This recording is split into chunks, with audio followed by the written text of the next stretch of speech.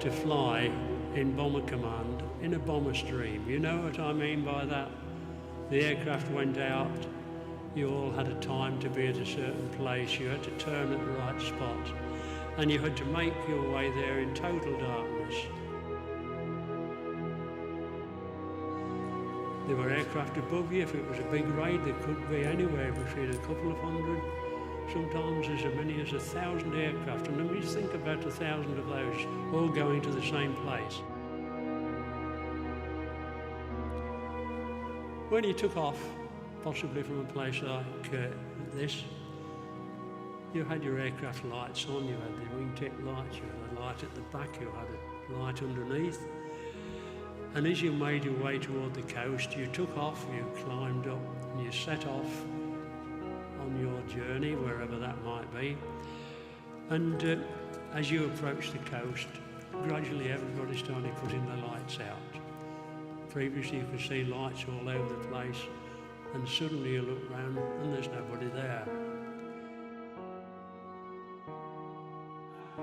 It's a fantastic occasion for me, because I have been working on trying to get a Bomber Command memorial in Lincolnshire for quite some time. We wouldn't have been able to get this far if it hadn't been for the generosity of a lot of people.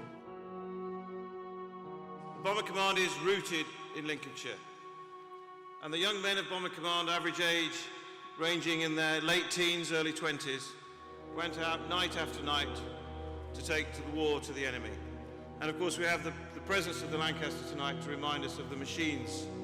Cramped, cold, dark, difficult, noisy machines in which those young men went to war.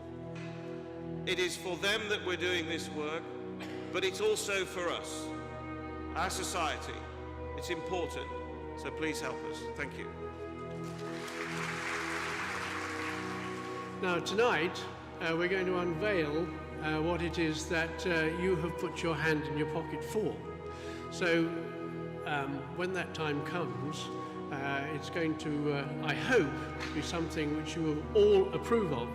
Over 50% of the aircrew who went out over Germany on a bombing raid didn't come back, or they died from their wounds. So what we're going to do is we're going to have the 25,611 names on a memorial, but that's only part of the story, because nowhere else does it tell you what actually happened during the war. It doesn't tell you what happened to those who survived.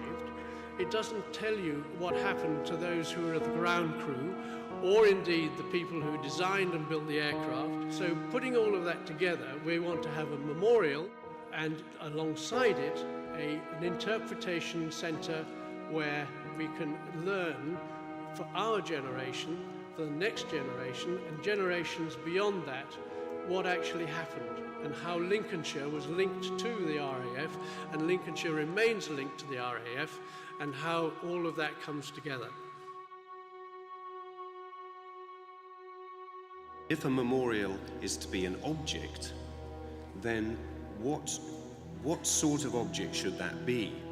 And from that, what do you make it from? And so our idea, which is really in a way very simply taken forward, is that we make the memorial from the names. And so this little piece here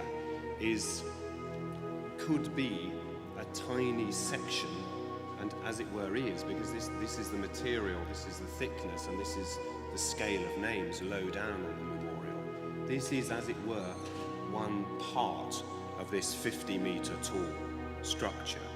So it's an immensely simple thing. It's a spire, but it's also immensely complicated because there's no repeated element. Every patch on this form will be different because every patch will be the names. The memorial is simply the names.